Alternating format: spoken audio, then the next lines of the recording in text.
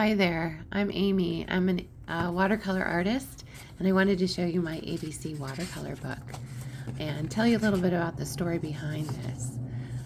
Just before Daisy was born, I took a watercolor workshop with my favorite artist, Carol Carter, and she told me not to worry, that I would figure out how to paint and parent, and my art would be better for it.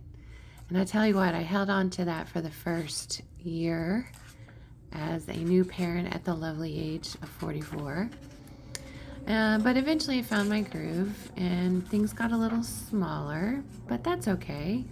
I learned to do small, doable tasks in one nap time at a time. And so that is how I made this ABC book.